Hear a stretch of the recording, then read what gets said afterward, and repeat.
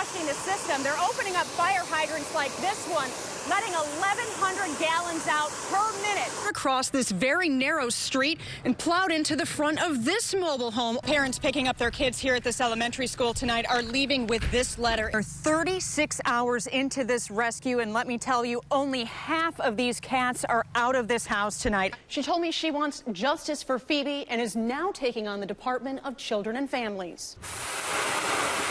I'm inside of the basket involved in this unexpected landing this morning. You can see here she got to go on a pet shopping spree, getting toys and everything she wanted for free. Planning some weekend yard work, a lightweight expandable garden hose might come in handy. We have a flurry of activity out here tonight. You can see that police are saturating this area as we still have 2 of the 3 suspects involved in this armed robbery on foot and on the loose tonight. Here's what we know from police. Around 9:40 tonight, 3 men who are wearing masks and armed with guns went into the Nebraska Food Mart.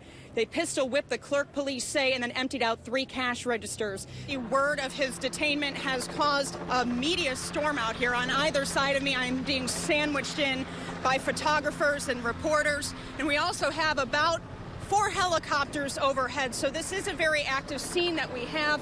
Again, though, we want to be clear, George Zimmerman at this point has just been detained. There have been no charges filed at this point. Almost 24 hours ago, just beyond this crime scene tape, here on the steps of this library, Myron May took his last breaths, and tonight his uncle is opening up about the Thanksgiving plans they had.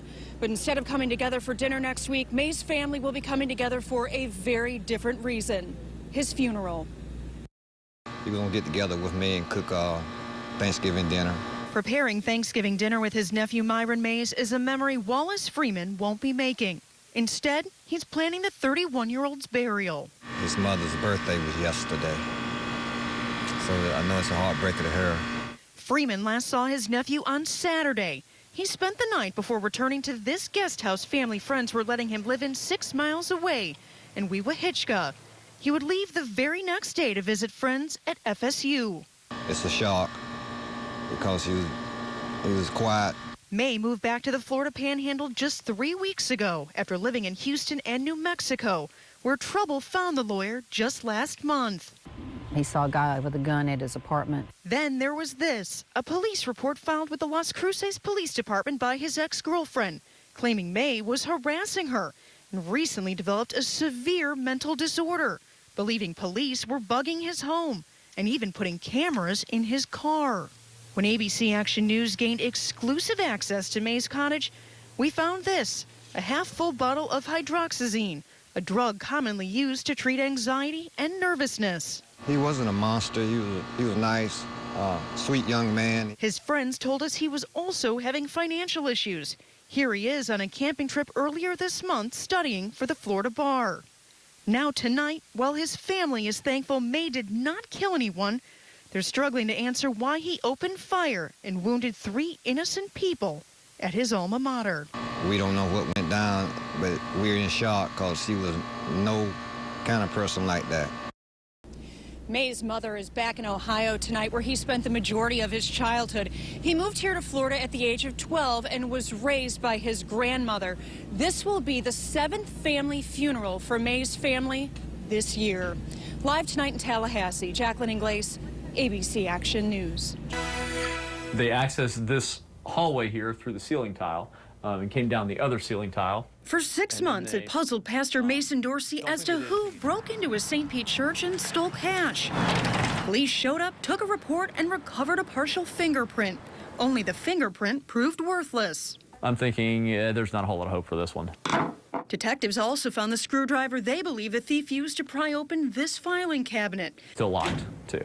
And submitted it for a new type of forensic testing called touch DNA. It's not DNA you can see like saliva or blood. It's microscopic. Touch DNA is the transfer of cells from one item to another via touch. Analysts like Janelle Borey scrape or swab surfaces to get enough skin cells to match to suspects. You opened a door, or you grabbed somebody and held them, or you placed your hands on a countertop. All of those things could lend itself to the transfer of skin cells. All it takes, according to Borey's, are 30 skin cells. That's not a lot, considering scientists estimate humans shed 30 to 40,000 skin cells every hour. Typically, there's lots of things that determine how much skin is put down or how many cells are put down, whether it be if the person's very sweaty, so that's a medium for transfer for the cells. Once a sample is taken, the cells are separated and then undergo the same laboratory procedure as standard DNA testing. If a DNA profile is extracted, it's compared to a suspect's DNA or entered into an FBI database. In the case of the church burglary, analysts say the profile from the screwdriver matched this man, 44-year-old Scott Regan. But just how accurate is the DNA match? For us, it's 330 billion. 1 in 330 billion. Enough proof for detectives to arrest and charge Regan. The touch DNA also linked him to 4 other church burglaries in the Bay Area. He is actually the poster child for touch DNA. The concept has been around for nearly a decade, but the forensic method has only been offered at the Pinellas County Crime Lab for the past 3 years. In that time, Major Mike Kovacic with the St. Pete Police Department says it's helped solve 38% of burglary cases. Once you get into the extraction process... Now, lab analysts say nearly 90% of the cases that come through the crime lab have one piece of evidence collected in an attempt to obtain touch DNA. For us, it's given us another tool to utilize, and those cases prior to August 2010 would have never been solved. Bringing closure to dozens of victims, and in Pastor Dorsey's case, it's at least giving him a day in court. To identify the person to us was a big relief and pretty impressive. Scott Regan is awaiting trial and is facing 9 counts of burglary. As for touch DNA, detectives say it's now being used to investigate violent crimes throughout the Bay Area and even in a recent arson case. Tonight, for the very first time, Phoebe Johnchuk's mother is opening up to ABC Action News reporter Jacqueline Ingles about DCF, acknowledging they failed to protect her daughter. Jacqueline? Wendy, I spoke to Michelle Kerr at her home in Pasco County. She told me she wants justice for Phoebe and is now taking on the Department of Children and Families. An unthinkable crime. 5-year-old Phoebe Johnchuk tossed off a bridge to her death. Why that way? Why? Why anyway? A heartbreaking loss for her mother, who's still trying to figure out why the accused, Phoebe's dad, John Johnchuk Jr., could do such a thing. It's a struggle every day. The ABC Action News I-team would discover the Department of Children and Families received a warning call from Johnchuk's attorney just hours before the tragedy. Her voice altered, but her message clear. Johnchuk was having a psychotic break, and Phoebe was in danger. He asked me to read the Bible, and I said I don't know how to read Swedish. And he said, yes, you do. You're the creator. You're God. A counselor determined there was insufficient criteria to accept the call. In other words, they didn't think Phoebe was in danger, and the call was screened out. They just shun a call, even from a lawyer. It's a little disturbing. 1 month later, DCF would admit making missteps, specifically failing to follow up on multiple critical calls to the abuse hotline in the days leading up to Phoebe's death. Immediate changes were made to their hotline policy, requiring an investigator to visit a caregiver within 4 hours if that person is experiencing a psychotic episode. Kerr says the change is just not enough. Absolutely not. How many times are they going to keep doing wrong until it's resolved? Kerr has hired an attorney, and we're told DCF has been notified of the impending lawsuit. As for Johnchuk, he's been deemed incompetent to stand trial. He remains at a Florida hospital where he's being medicated and receiving counseling. He's due back in court at the end of February. This is where this fake officer reportedly got onto US 19 northbound around 6 Sunday morning, and where this nurse says her routine drive to work took a terrifying turn. Came up on me real fast, and then I thought he was going to hit me. In an instant, Amber Nottingham is being chased and decides to hit the brakes. Then I realized he wasn't stopping. The nurse and her friend knew something wasn't right. I sped up, he sped up. Then something even stranger. I happened to look in my rear view, and I saw what appeared to be a strobe light, a red strobe light in his windshield. Nottingham's gut told her, this isn't a cop. Refusing to pull over, Nottingham hit the gas. Probably hit about 80, and he was still on me. 5 miles later, the driver of a 2007 silver Nissan with tinted windows is still on Nottingham's tail. And now she says he's trying to run her off the road. Nottingham's only way to plead for help, laying on her car horn. Because the way he was chasing me was crazy. I felt like I was in a Fast and Furious movie at that point. It was insane. I thought I was going to die. Nottingham speeds through 3 red lights while calling 911. At tops, I was doing about 120, and he was still on me. The man would chase her all the way to this gas station off the Roosevelt exit.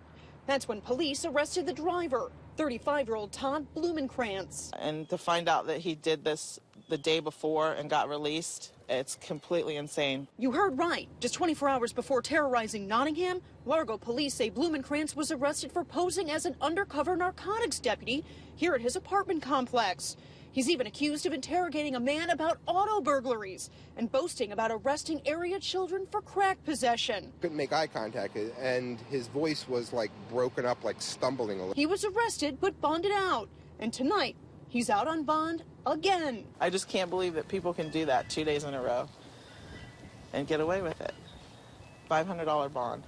Out. We went to Blumenkrantz's Largo apartment looking for answers, but got none. He wasn't home. This guy is nuts. Police say Blumenkrantz admitted to posing as a police officer at least 3 times. And they added in this arrest affidavit, he did it because he wanted to look cool and get discounted haircuts.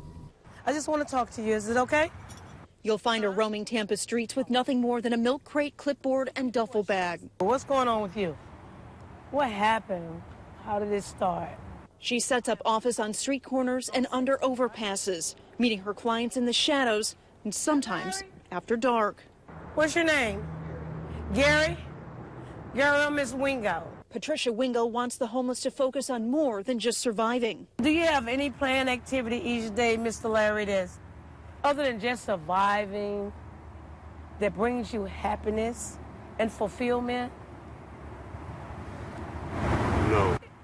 Wingo knows surviving on the streets is tough. A crack cocaine addiction left her without a home for 2 years. You're nothing. You're nasty to them. That's the look behind that that I see in the eyes. And when I started doing this, the outreach, I can literally feel what that person feels. Wingo turned her life around and surprisingly went right back to the streets, helping others. Her work now spanning a decade. This is my card. My name is Patricia Wingo. I'm outreach coordinator for the Tampa Housing Authority. She's found dozens places of their own to lay their heads at night. It takes her 2 weeks from the first time she meets someone in need to get them into their own home and get them a job, if they're willing. Paul accepted what Wingo calls her uplifting hand 7 months ago and is now living in this apartment. Didn't know if I'd make it another winter out there. Wingo's work and mission doesn't end here.